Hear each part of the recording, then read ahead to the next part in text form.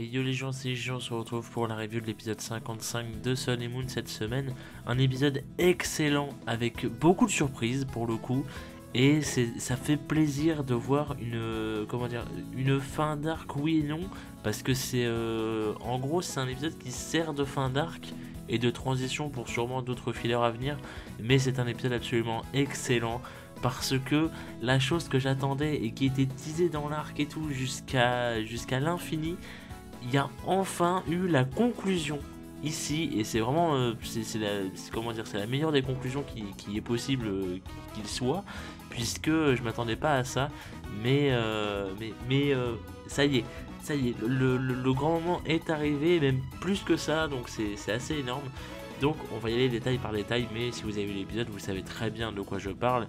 Et donc du coup, au début, alors contrairement à ce que j'aurais cru, parce que vous avez vu, je vous avais dit la semaine dernière que dans la preview, apparemment Lily n'était toujours pas là, etc. et tout, et en fait, c'est l'inverse, en fait Lily est de retour à l'école, donc c'est assez bizarre, la preview était assez mensongère peut-être, je ne sais pas, mais Lily est enfin de retour à l'école après plusieurs jours d'absence évidemment.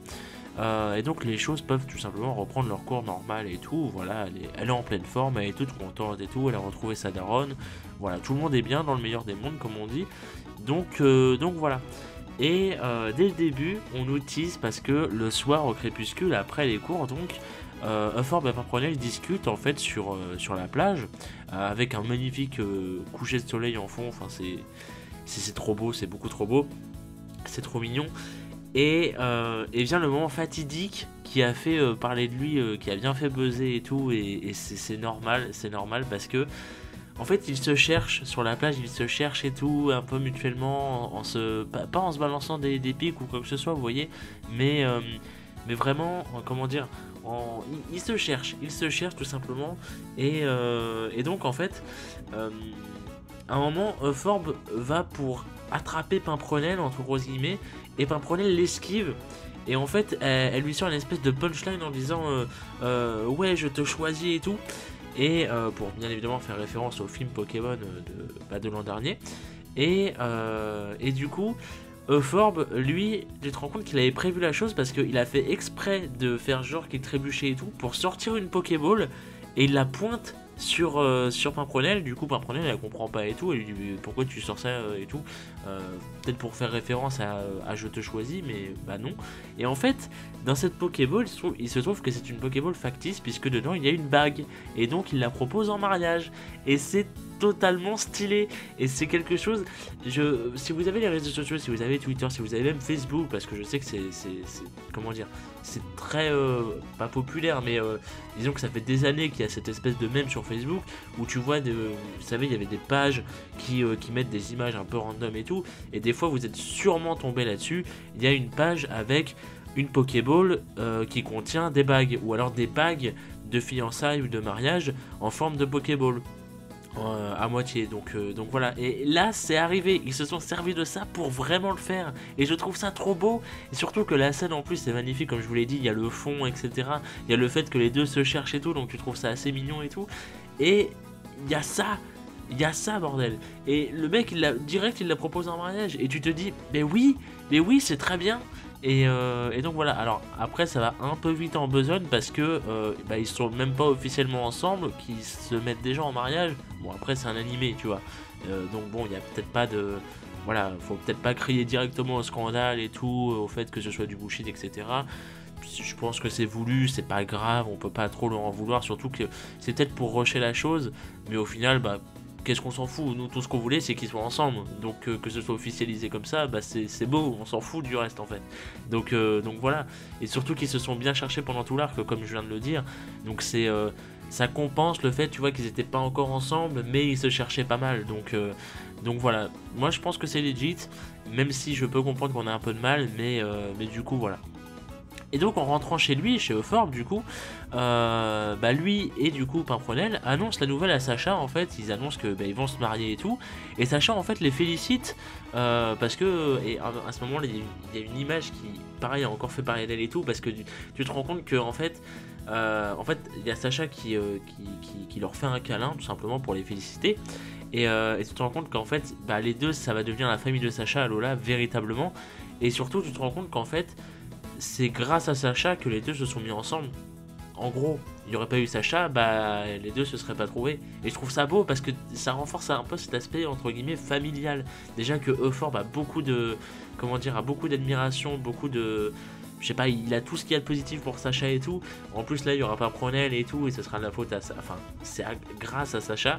Donc du coup, je me dis, je me prépare d'avance en fait au fait que la fin de Sun et Moon va être vraiment terrible, va être vraiment triste parce que bah, quand Euphorbe va quitter Sacha, ça va faire tout drôle, surtout qu'ils vont se remémorer plein de trucs et tout, donc ça va vraiment faire un petit effet de feeling. Et c'est pas pour me déplaire, hein, bien évidemment, mais ça va bien jouer, je pense. Donc voilà, donc je suis pressé. Mais surtout, Sacha, en fait, à partir de ce moment-là, décide d'organiser une petite surprise pour eux, parce qu'en fait, ils vont juste, comment dire, ils vont juste se proposer en mariage, et puis c'est tout, tu vois, ils vont déclarer ça officiel. Ils veulent pas faire de cérémonie, tout ça et tout. Enfin, ils comptent pas en faire, en tout cas. Et donc, Sacha, justement, lui, décide avec les autres membres de la classe de leur organiser une cérémonie surprise, spéciale, en fait, tout simplement. En gros un vrai mariage avec l'aide de toutes les autres personnes qu'ils ont rencontrées depuis le début à Lola, c'est-à-dire qu'il y a même la mamie de Flamiaou, il y a même comment dire comment elle s'appelle, Litchi, Alixia, il y a les infirmières Joël, il y a les agents de génie, tout ça et tout, il y a tout, et c'est très beau parce que c'est, comment dire, tu te rends compte que c'est un tout en fait, c'est vraiment un tout, et voilà, et donc Sacha décide avec les autres du coup d'organiser ça en surprise pour Euphorbe et Paprenel, mais surtout Euphorbe, vous allez voir pourquoi, du coup voilà. Et sinon, on a d'autres plans tels que Gladio qui rencontre Sacha le soir, en fait, et il lui demande de les féliciter pour leur mariage. En fait, si vous voulez, il les rencontre le soir parce que, enfin, il le rencontre le soir parce que, en fait, Sacha était tout simplement sur la plage et Gladio passait par là, donc il s'est dit, paf, je vais aller le voir et tout. Et du coup, Gladio lui demande de les féliciter, les deux professeurs pour leur mariage et tout. Mais il l'informe également en fait que lui part faire le tour des îles. Ce qui est assez étonnant, ça m'a bien surpris de la part de Gladio, mais c'est cool. Parce qu'en fait, après avoir vu la nouvelle attaque Z de Sacha, là, le gigatonnerre, je crois que c'est ça en français, en fait, il ne se sent entre guillemets pas à la hauteur et il veut le dépasser. En fait, il se dit qu'en fait là il est trop puissant et que du coup ça va plus. Et du coup Sacha leur répond que lui aussi compte faire son tour des îles prochainement, donc peut-être que c'est un tease, peut-être même un spoil, on ne sait pas. Et donc on verra bien, et donc voilà, ils vont se réaffronter, et voilà, tout simplement. Et donc un matin, alors je sais pas si c'est le lendemain matin ou plus tard, parce que ça peut être plus tard, parce que ça serait assez chaud qu'ils aient tout fait en une après-midi, mais pourquoi pas. Remarque, oui, c'est possible, tu me diras. Mais bon, donc un matin, Euphorbe est réveillé par Sacha, en fait, par Sacha et par, comment il s'appelle, Mokulo Brindibou, voilà, pardon. En fait, Sacha lui demande du coup de vite venir dehors, etc., que c'est une urgence et tout. Et du coup, Euphorbe, qui est à peine habillé, il est encore à moitié en pyjama et tout, il sort, et là, il découvre Pimpronel en robe de mariée, qui est magnifique, c'est-à-dire c'est totalement waifu sur 20, et il découvre également que ils ont organisé une cérémonie sur la plage. Voilà, donc en fait tu te mets à la place de Forbe, et je me dis mais tu dois être beaucoup trop bien en fait, parce que tu te mets à la place de Forbe, tu vois ta nouvelle meuf en robe de mariée, littéralement, qui est totalement matchable, et ton espèce de fils adoptif, entre gros guillemets, te dit ouais dépêche, viens voir et tout, et il te montre qu'ils ont organisé une cérémonie pour toi, une cérémonie de mariage pour toi. Ça doit être totalement fou en fait, et je sais pas, je trouve ça dingue, et je trouve ça beaucoup trop beau, et voilà, donc il y a vraiment un mariage dans Pokémon. Il aura fallu attendre 1000 épisodes pour ça, hein. Rendez-vous compte, 1000 épisodes, je crois qu'en 1000 épisodes on n'a jamais eu un mariage dans Pokémon, enfin on en a déjà eu, mais déjà pas entre persos principaux évidemment, et encore moins comment dire, encore moins on n'a pas eu des épisodes entiers basés sur ça, tu vois. On a déjà vu des mariages vite fait et tout, tu vois, mais on n'a pas vu des épisodes entiers basés sur ça et tout, et même la préparation et tout, enfin c'est vraiment un excellent épisode encore une fois pour ça, et c'est beau, c'est magnifique, j'allais dire c'est bio, mais non, c'est pas la même chose, mais voilà. Et donc après la cérémonie vient l'heure de la fête, évidemment, parce que oui, il y a une vraie cérémonie, hein, c'est-à-dire, oui, faites les vœux de je sais pas quoi, là, embrasser la mariée, tout ça et tout, on connaît. Et donc après, du coup, il y a la fête, qui est assez belle aussi. Et du coup, pendant cette même fête, Sobonne, qui est de retour dans la Fondation Ether, veut s'excuser en fait vis-à-vis du groupe des jeunes, du groupe de la classe.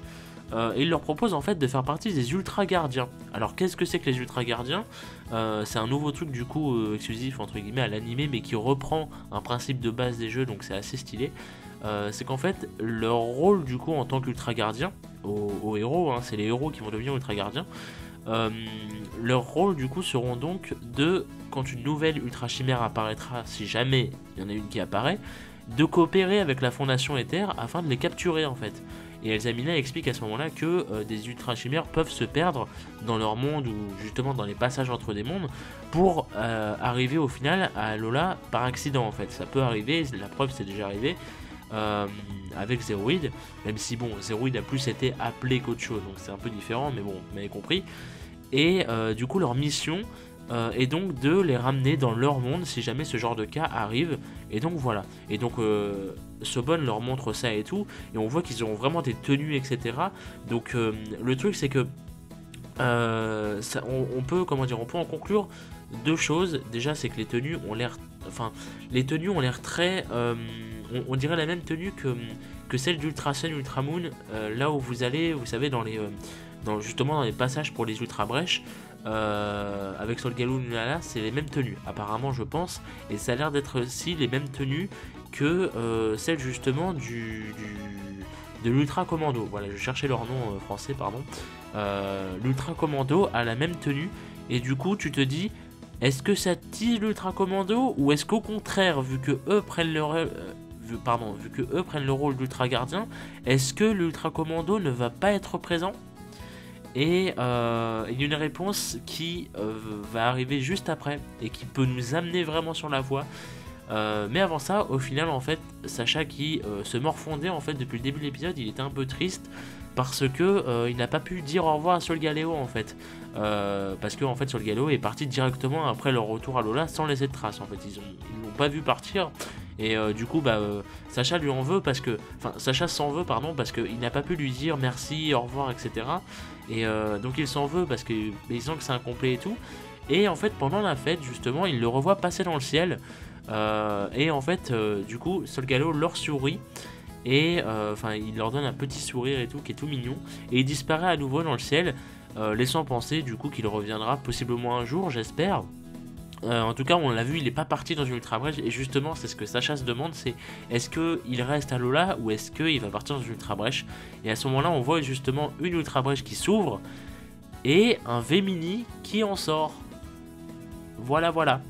Donc pour ceux qui ne savent pas qui est V-Mini, c'est un nouveau Pokémon exclusif à Ultra Sun et Moon. Et c'est un Pokémon, comment dire, dans le jeu en fait c'est un nouveau Pokémon pour introduire justement l'Ultra Commando. Donc c'est pour ça que je vous disais que ça donne une réponse, parce que du coup tu te dis il y a les Ultra Gardiens, va y avoir l'Ultra Commando. Enfin, comment dire, il y a les Ultra Gardiens qui vont avoir les mêmes tenues que l'Ultra Commando. Donc est-ce que les Ultra Commando vont être passés à la trappe? Du coup, vu qu'il y a V-Mini, je ne pense pas. Parce que V-Mini indique fortement qu'il y aura l'Ultra Commando. Surtout que je vois bien un espèce de versus Ultra Gardien, Ultra Commando. Surtout que l'Ultra Commando dans l'animé, déjà comment ils sont dans le jeu, ça serait vraiment stylé. Enfin, ils sont déjà pas mal intéressants dans le jeu, mais alors dans l'animé, ils seraient vraiment plus développés, donc ils seraient vraiment stylés. Et du coup, on sait que le prochain film ne sera pas sur Necrozma, mais visiblement sur Lugia. On sait... Enfin, non, justement, on ne sait pas, mais on se doute fortement qu'il y aura, du coup, pas de film sur Necrozma, mais du coup, un arc sur Necrozma. Parce que si vous réfléchissez bien, alors, je peux... Ouais, enfin, ça, c'est un exemple assez compliqué. Par exemple, Rayquaza. Rayquaza, il est apparu où? Dans le film 7, qui est le deuxième film de la 3G. D'accord? Bon, c'est pas un film sur lui, mais voilà, vous m'avez compris. Giratina, il est apparu dans le film 11, le deuxième film de la 4G, du coup. Kyurem est apparu dans le film dans le film 15, donc le deuxième de la 5G, et Zygarde, lui, n'a pas eu de film, mais il a eu un arc, du coup.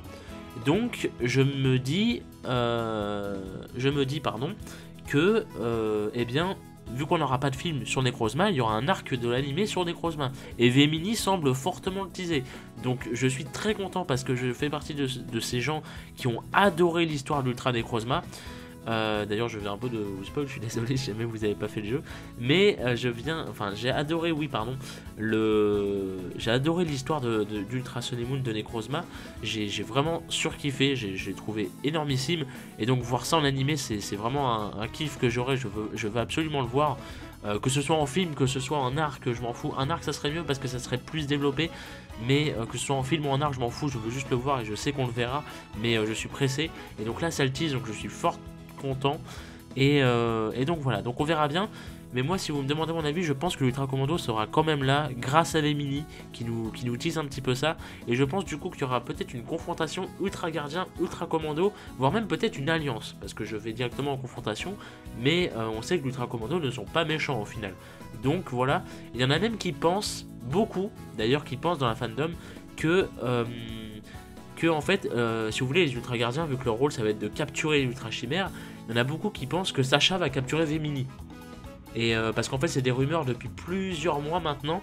Et là, vu qu'on a Vemini, ça semble vraiment se concrétiser. Donc voilà, on verra bien. En tout cas, on n'y est pas encore. Et donc la preview, oui, pardon, il faudra peut-être que j'y vienne.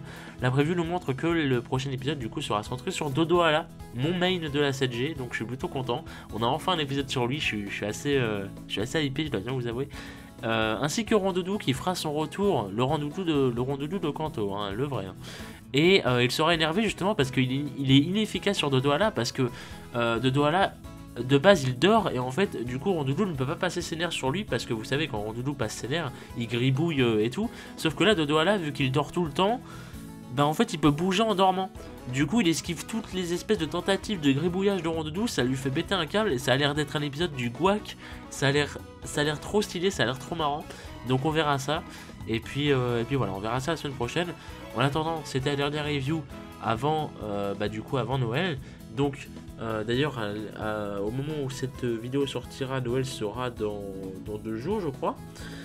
Donc voilà, donc merci à vous, passez de bonnes fêtes de Noël, je vous referai la même chose la semaine prochaine pour le nouvel an, hein, pas de soucis, mais au cas où, passez de bonnes fêtes en global, un joyeux Noël, une bonne année, et puis on se retrouve demain, en espérant que vous soyez là malgré que ce soit le 24 pour la review de Brains, et sinon pour la semaine prochaine je serai toujours en rendez-vous. Voilà, merci et des bisous.